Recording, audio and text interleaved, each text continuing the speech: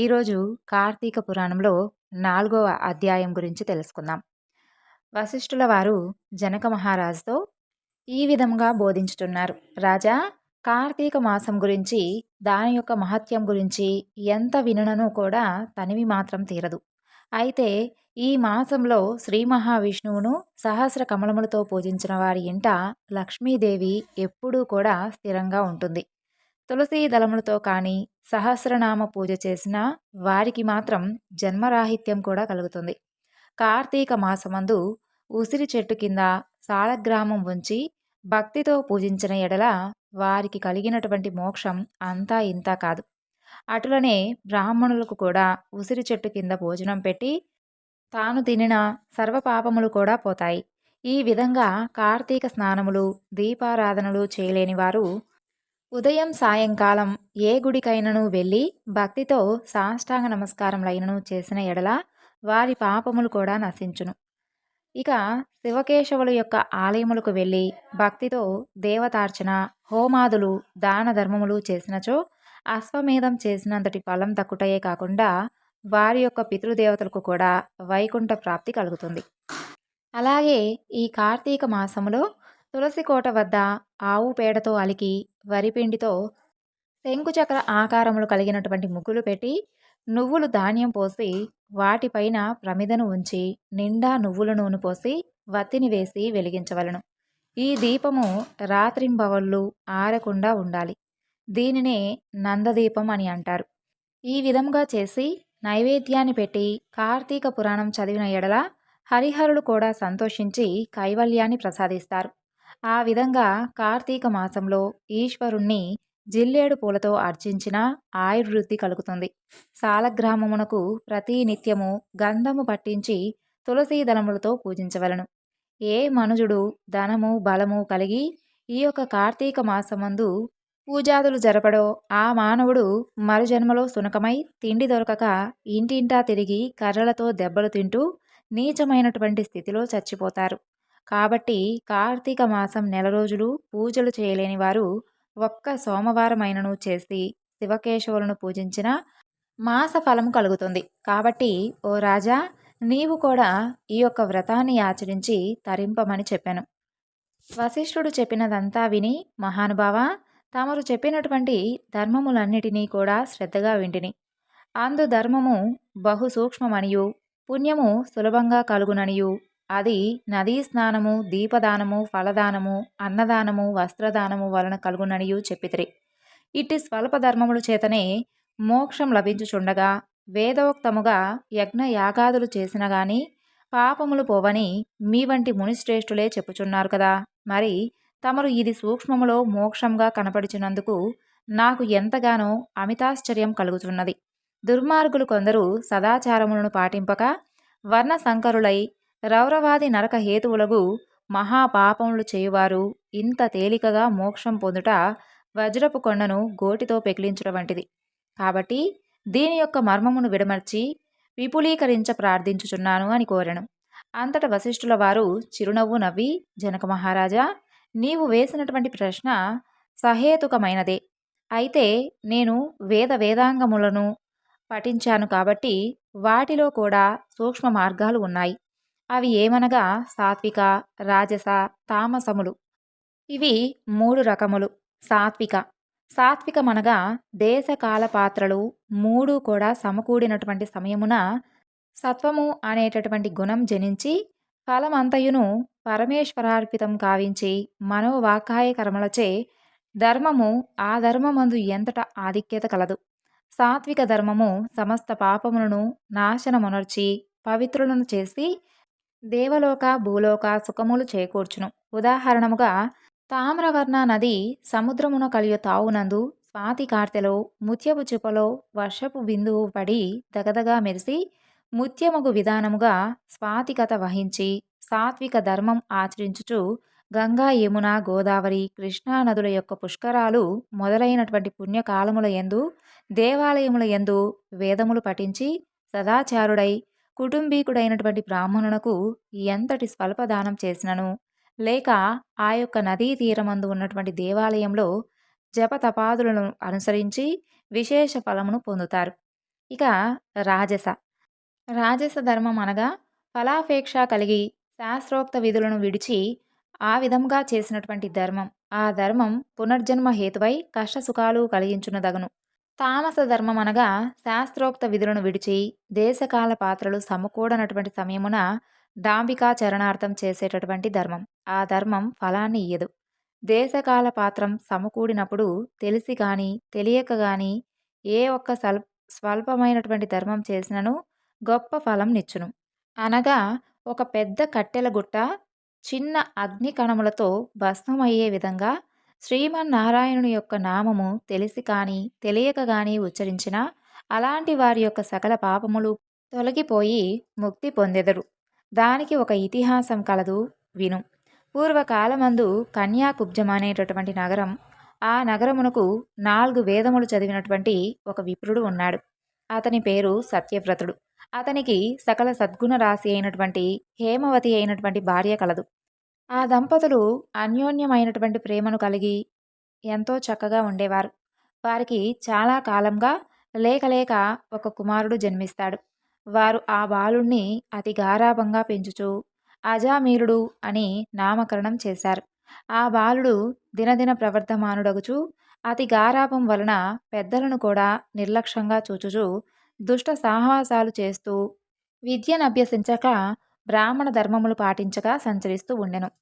ఆ విధంగా కొంతకాలానికి యవ్వనము రాగా కామాంధుడై మంచి చెడ్డలు మరచి యజ్ఞోపవీతం తేంచి మద్యం సేవిస్తూ ఒక ఎరుకల జాతి స్త్రీని వలచి నిరంతరం ఆమెతోనే కామక్రీడలలో తేలియాడుచూ ఇంటికి రాకుండా తల్లిదండ్రులను మరచి ఆమె ఇంటనే భుజిస్తూ ఉండెను.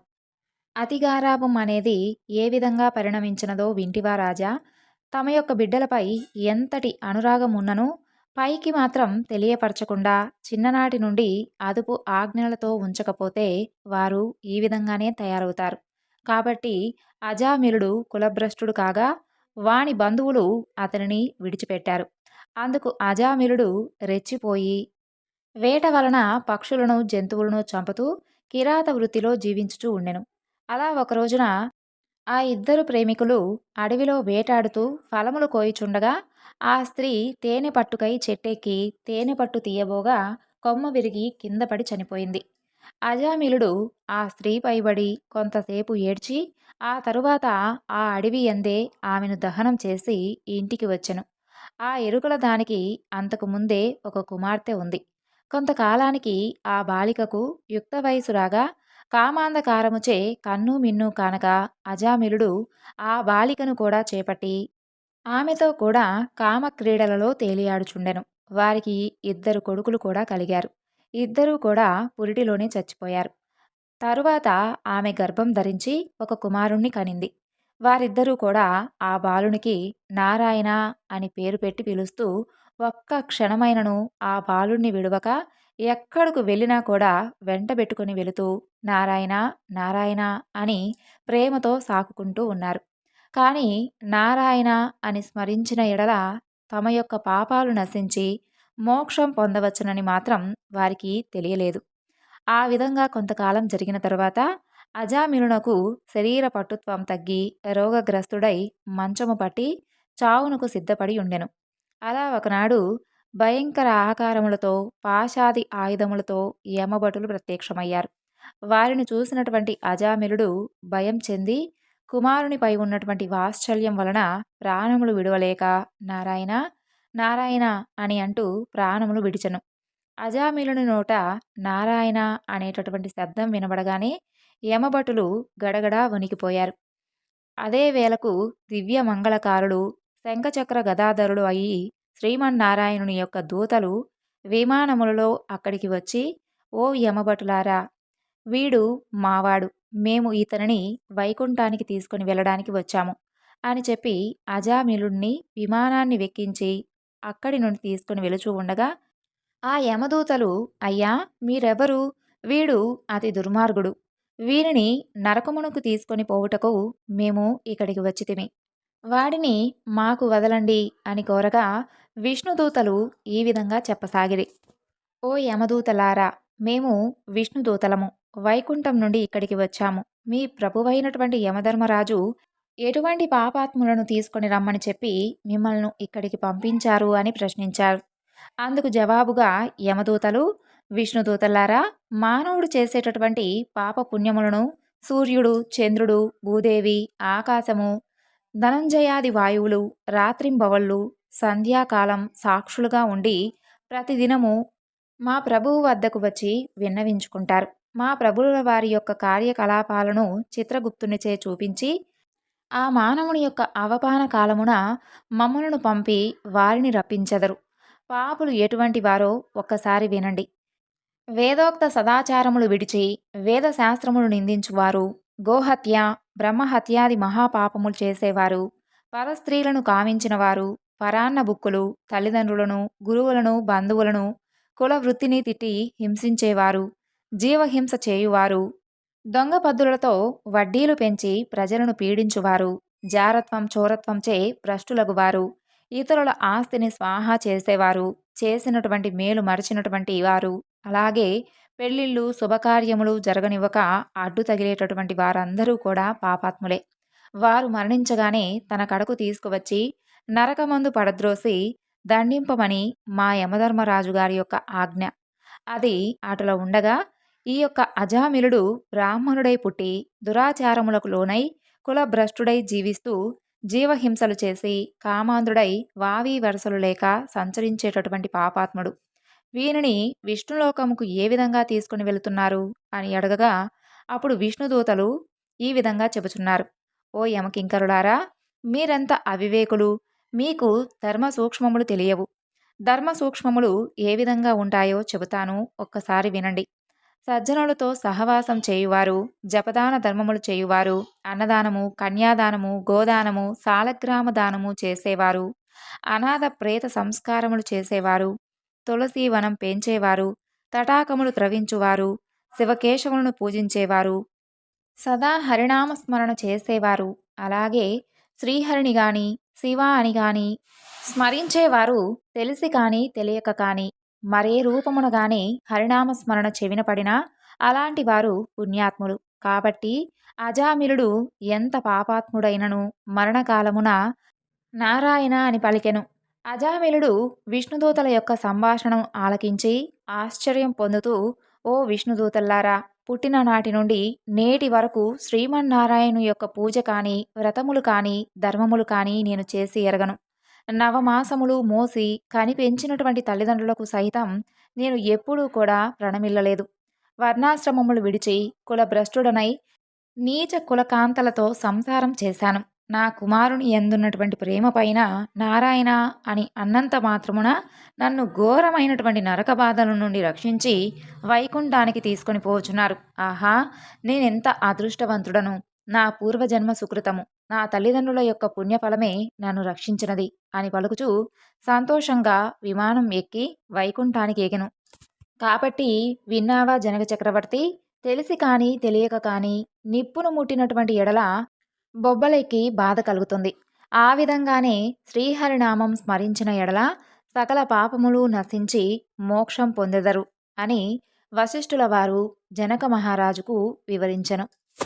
ఇది ఈరోజు కార్తీక మాసపు కథలలో 4వ రోజు పారాయణం పూర్తి అయింది.